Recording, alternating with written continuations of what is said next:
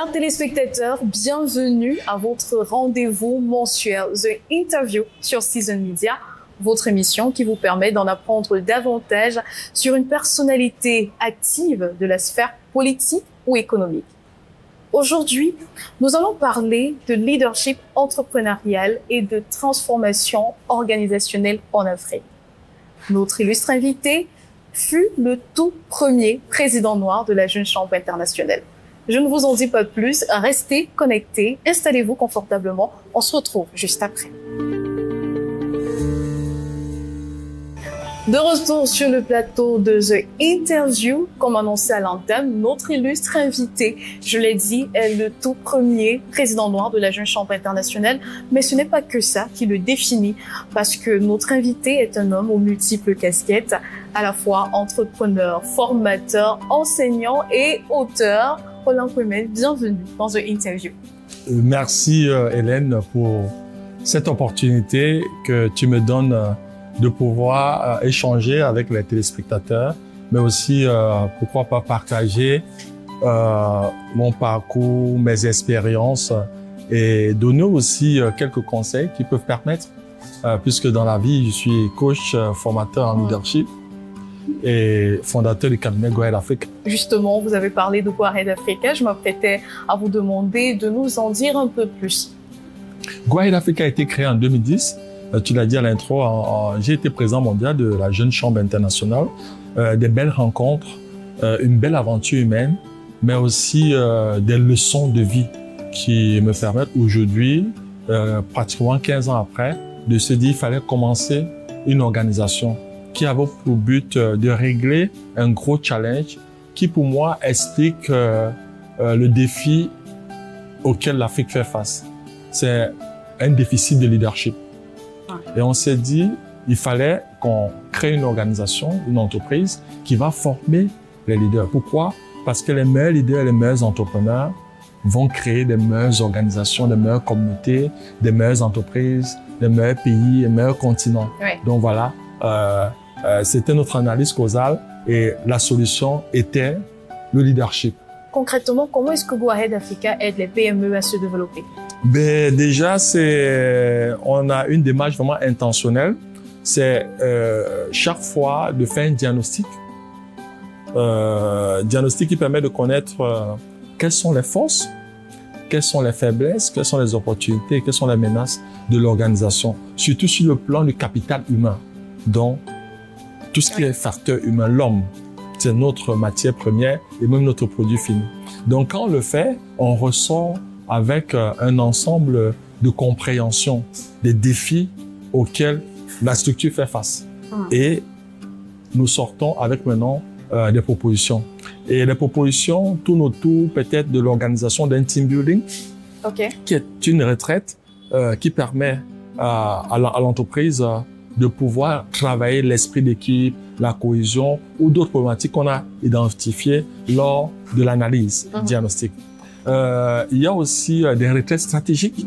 Ceci permet à l'entreprise de se retirer et de pouvoir se projeter. Puisque la plupart du temps, le quotidien peut pousser le dirigeant ou les dirigeants à oublier qu'il y a des moments où il faut lâcher prise. Nous avons aussi développé un outil de mesure du climat social. Parce que nous travaillons sur ce qu'on appelle le baromètre social.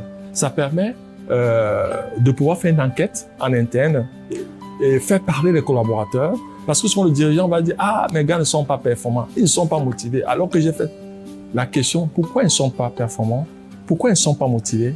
Donc, il faut poser la question aux concernés. Et on est souvent surpris par ce qu'ils vont nous dire. C'est sur la base de ce qu'ils vont nous dire et de ce que pense le dirigeant que maintenant, nous pouvons sortir un plan d'action en termes de recommandations. Et puis, il y a des formations. Parce que n'oublions pas, les leaders sont des apprenants. Si on cesse d'apprendre, on cesse de progresser et on cesse d'être performant. Il y a le coaching.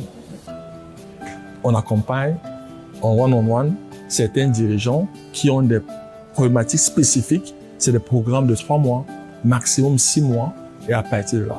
Par exemple, si on parle d'entrepreneuriat, qu'est-ce qui vient à l'esprit de l'Occident? Ça sera Steve Jobs, Bill Gates, mais moi, c'est la Bayam Selam. C'est la femme qui se lève à 4 heures et qui se débrouille et tout. Pour moi, c'est un entrepreneur. Justement, Go Ahead Africa, comme plusieurs entreprises, a dû connaître une crise financière dès 2020, notamment à cause du Covid-19, du moins, entre autres. Comment est-ce que vous avez su adapter vos services en cette période de crise? Ça a été la période la plus difficile. On a même cru, personnellement, que le cabinet allait fermer. Parce que là, nous avons, nos clients, c'est 95% de multinationales. Et les mesures barrières venaient d'abord de l'OMS de l'Occident. C'est vrai, les gouvernements africains se sont arrimés et on a arrêté tous les présentiels. Or, nous, on est dans l'événementiel corporate.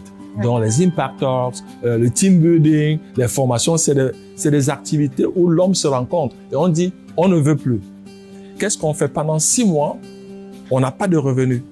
Mais quelque chose d'extraordinaire va se passer. Et cela, je rends hommage aux jeunes. Ce sont les jeunes, la génération Z, c'est eux qui vont sauver le cabinet Go Ahead Africa. Donc, ça a appelé à beaucoup d'humilité. Je me suis dit, pendant des années, les gars m'avaient déjà parlé du digital, du e-learning. Mais personnellement, je ne croyais pas parce que le cabinet était prospère. C'est-à-dire, chaque semaine, on a une session de formation, un team building. Et je me disais, non, mais ces jeunes sont en train de rêver. Donc, face à ces difficultés, qu'est-ce qu'on fait? On s'est posé les questions. C'est pour ça que les questions sont plus importantes que les réponses. C'était la crise, ce challenge, quelles leçons on peut tirer? 2. Quelles nouvelles compétences on a besoin? Derrière cette difficulté, est-ce qu'il n'y a pas d'opportunité? Et en répondant, on a fait une session de brainstorming avec les équipes, puisqu'on ne pouvait plus travailler. On était là, il n'y avait plus de séminaires, de formations. C'est comme ça que ces jeunes nous disent, mais monsieur, on peut faire la facilitation digitale. Les mêmes séminaires peuvent être faits en ligne. Donc, tout ce qui est Teams, Zoom, tout, on va rentrer à l'école, on va se former. On va recruter 3 jeunes qui sont experts dans le domaine, parce que c'était pas notre domaine. Et on va réorienter l'investissement qu'on voulait faire sur les biens meubles et tout. On a tout changé pour investir dans le digital. Aujourd'hui, nous avons un studio TV. Okay. Oui, on a tout le matériel. Aujourd'hui, on a tout. Et les jeunes mes collaborateurs sont hyper compétents et on a réorienté. Et qu'est-ce qu'on a fait? On a revendu à nos entreprises, à nos clients, le contenu de e-learning. C'est-à-dire, on a enregistré les modules, les formations et qu'on a revendu. Et plutôt, on a gagné beaucoup d'argent. C'est-à-dire, ce qui était considéré comme un malheur est devenu une source de bénédiction pour le cabinet. Et aujourd'hui, comme on fait nos 15 ans en 2025, oui. Depuis 2 ans, tout est pratiquement prêt. On a de nouveaux produits et c'est un changement de près de 180 degrés. Déjà, félicitations pour les 15 années. Merci. Merci. Mais félicitations aussi parce que le cabinet Go Ahead Africa a procédé à la signature de sa toute première franchise hors des frontières du territoire national, notamment au Burkina Faso. Une franchise qui sera dirigée par Nabi Issa Koulibaly. Tout à fait. Toutes mes félicitations pour cette nouvelle étape. Merci, Hélène. Qu'est-ce que cela représente pour vous? C'est la réalisation d'un rêve. Parce que le cabinet, c'est Go Ahead Africa. Et notre signature, c'est Bright Sporting Africa en français. C'est-à-dire mettre en lumière l'Afrique. Oui. Et puis, mon slogan, qui est devenu le slogan aussi de l'entreprise, nous avons tout un continent à bâtir. On ne pouvait pas le faire à partir du Cameroun seulement. Le Cameroun est un peu le continent, comme on aime blaguer. Mais on s'est dit, on a pris 15 ans. Qu'est-ce qu'il fallait faire? Il fallait déjà breveter et protéger la marque. Oui. Ce qu'on a fait à l'OAPI. Et ensuite, il fallait avoir un niveau de certification au top des tops. On a lancé 2 programmes de certification, Ubuntu pour l'andragogie et Hemley pour le leadership. On a vu pendant 3-4 ans vraiment fine-tuner. On s'est dit maintenant on est prêt, on va attaquer l'international, mais avec 2 stratégies, soit en filiale, soit en franchise. En réalité, le Burkina est la première franchise, le pays des hommes intègres, le symbole. Deuxième franchise, c'est le Mali, qui a été signé déjà, mais on va communiquer. Mais notre première filiale, c'est un RCA. Donc, il y a Go Ahead Africa RCA, donc filiale, oui. Pas franchise. Donc, c'est de l'entreprise à partir du Cameroun qu'on a créé. Donc, il y a tout un plan de développement. On espère que d'ici 2027, on aura au moins une dizaine de franchises et à peu près 3 filiales. Tous mes vœux déjà de succès pour ce qui va suivre pour Go Ahead Africa. C'est un avenir laborieux, mais forcément avec des objectifs qui sont atteignables. Tout à fait. Smart. Merci. Smart. Alors, parlons d'entrepreneuriat et de leadership, des thèmes que vous maîtrisez. Ça fait déjà un moment. Oui. Lors du colloque international sur la diffusion de la culture entrepreneuriale au Cameroun, organisé par le ministère des PME, Go Ahead Africa était invité et vous avez analysé toutes ces barrières qui freinent la culture de l'entrepreneuriat en Afrique chez les jeunes et notamment les barrières mentales et psychologiques. Est-ce que brièvement, vous pouvez nous en dire un peu plus? Ben, on s'est dit, on a vu, c'est-à-dire, on a fait diagnostic SWOT parce que le gouvernement a fait beaucoup de choses, le gouvernement camerounais.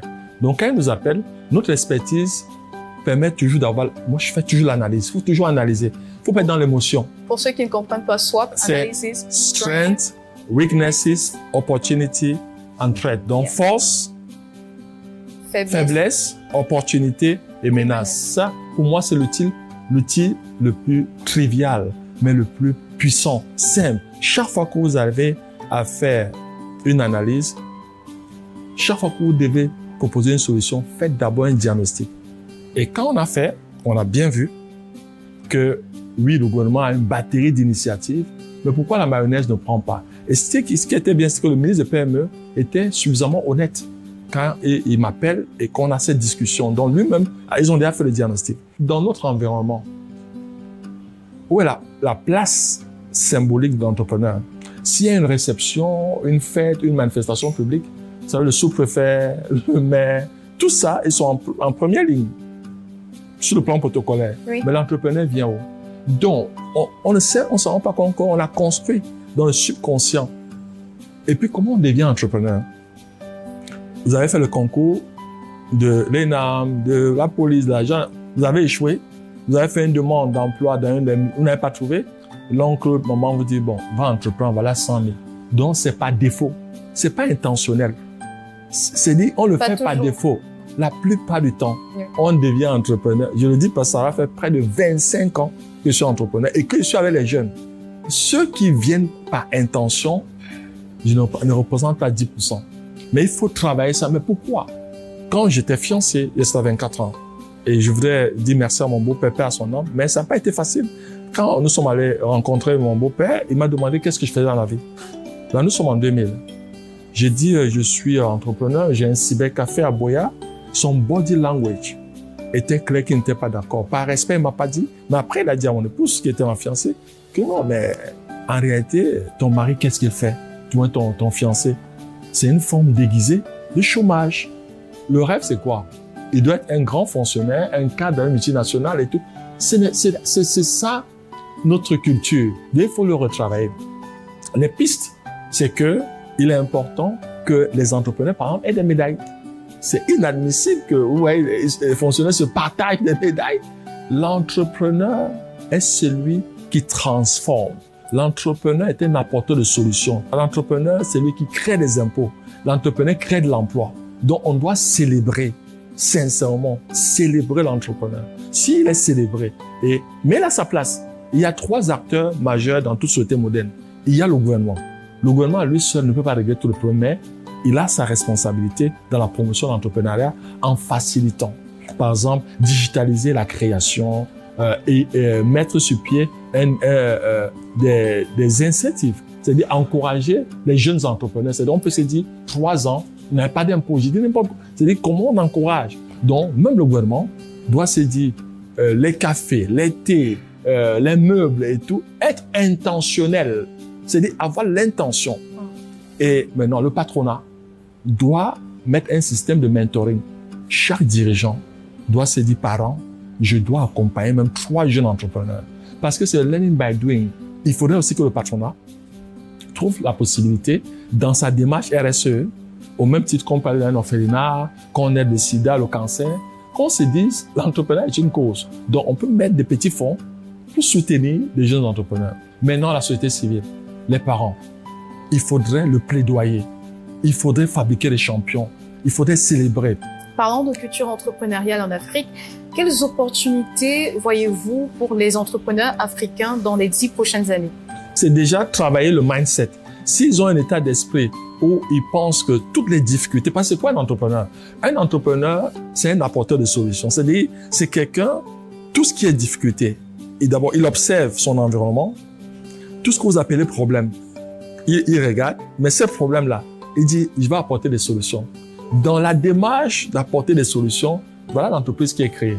Donc, voilà la démarche. Mais pour cela, il faut qu'il soit fort sur le plan psychologique et mental. Pourquoi? Parce que ce n'est pas un long feu tranquille. Il aura des challenges pour recruter les collaborateurs, pour les motiver et même pour les garder.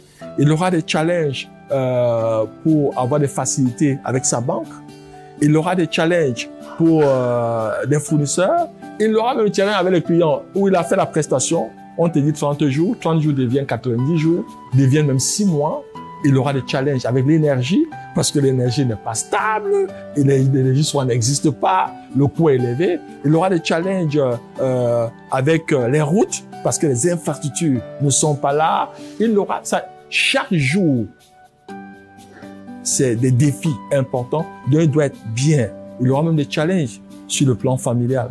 Donc, c'est pour ça qu'il a besoin d'un partenaire ou d'une partenaire qui est un soutien, le choix de l'époux ou de l'épouse pour l'entrepreneur. Donc, c'est tellement... Et aujourd'hui aussi, la santé mentale, je ne sais pas, de plus en plus, on a des entrepreneurs qui font des AVC, qui font des burn-out, qui décèdent très jeunes parce que souvent, l'échec est perçu comme une catastrophe. Est-ce que la société a intégré que l'échec est le frère jumeau du succès? Donc, voilà autant de défis. Mais je suis sûr que tous ces défis, s'ils changent de mindset, d'état d'esprit, ils commencent à voir ces difficultés comme des opportunités, on est d'accord que tous ces problèmes-là sont des opportunités de business et ça change tout.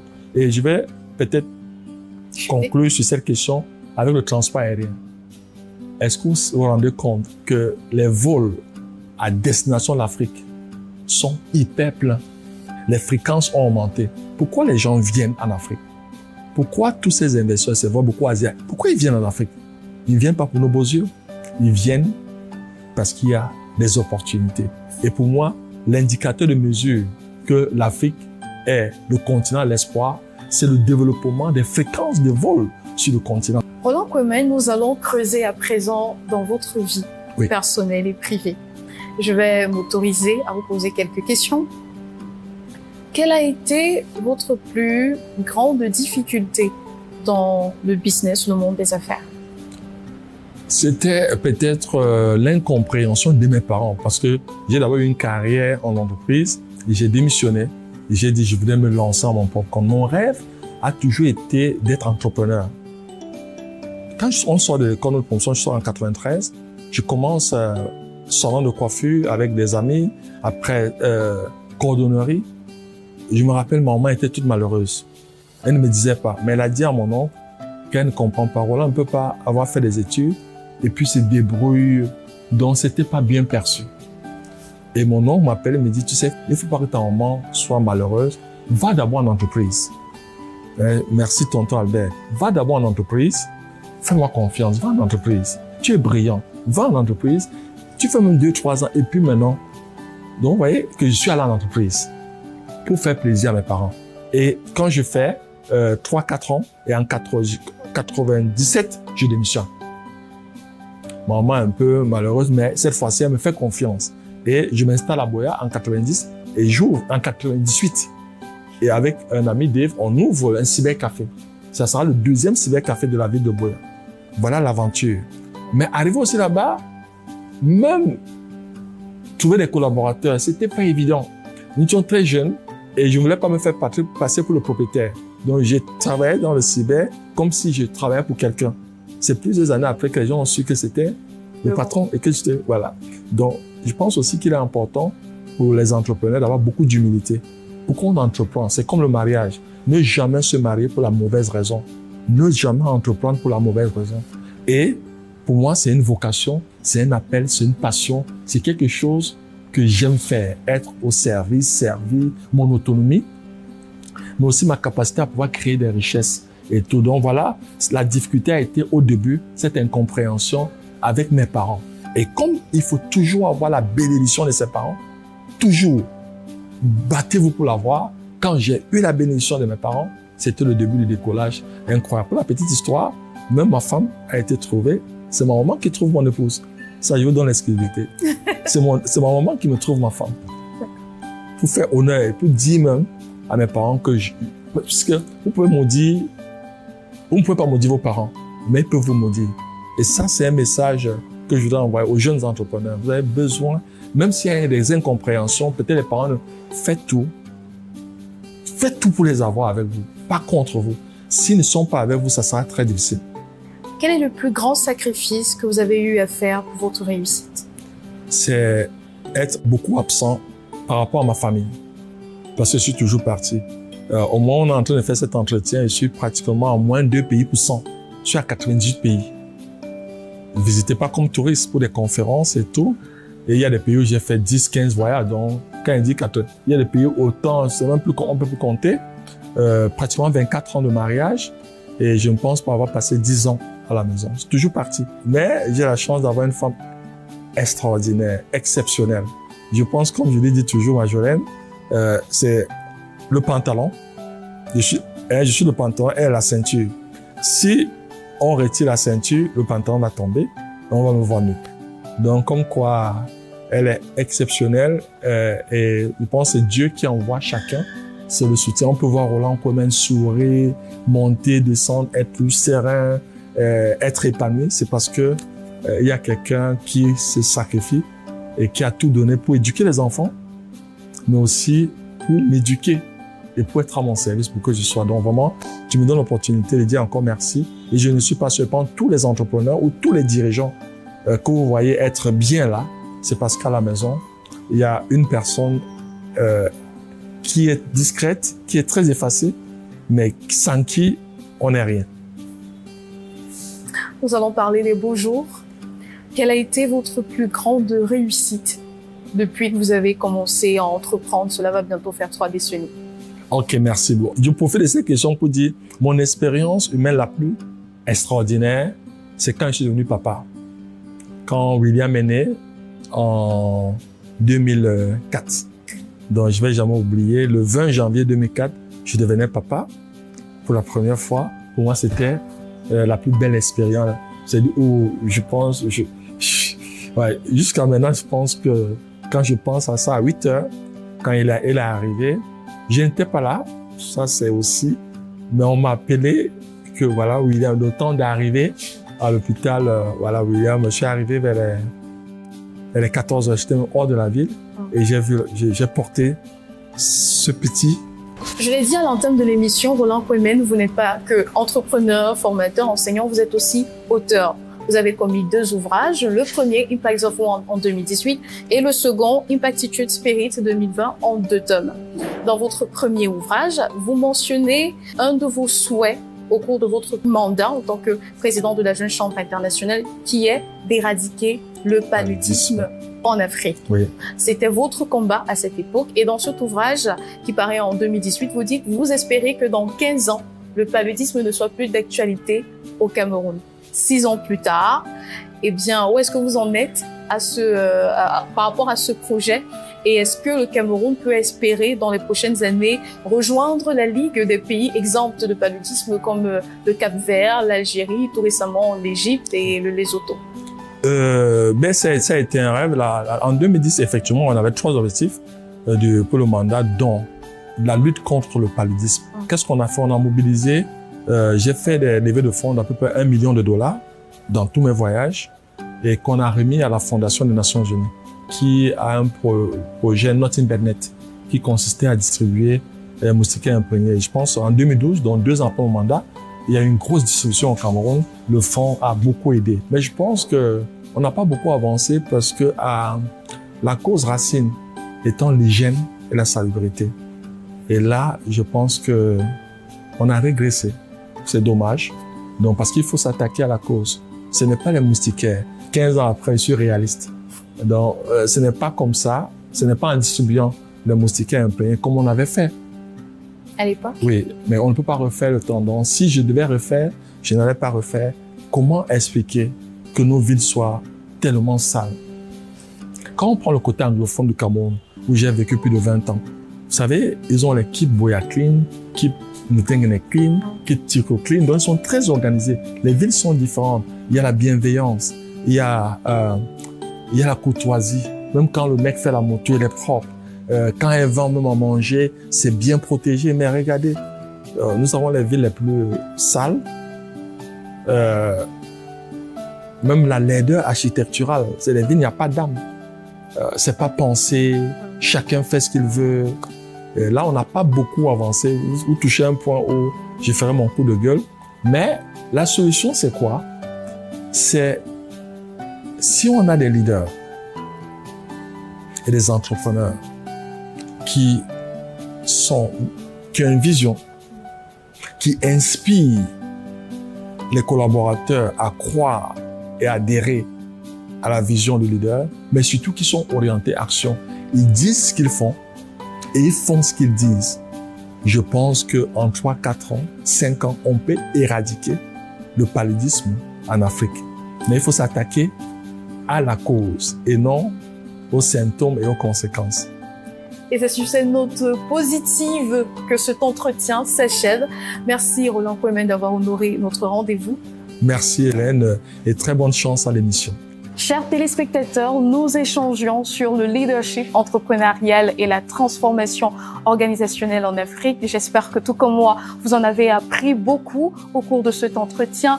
Merci de votre attention. Si vous souhaitez revoir cet entretien en intégral ou tous nos programmes, n'oubliez pas de télécharger l'application Season Media. En attendant, on se retrouve dans un prochain numéro avec un tout autre invité, tout aussi inspirant. Prenez soin de vous.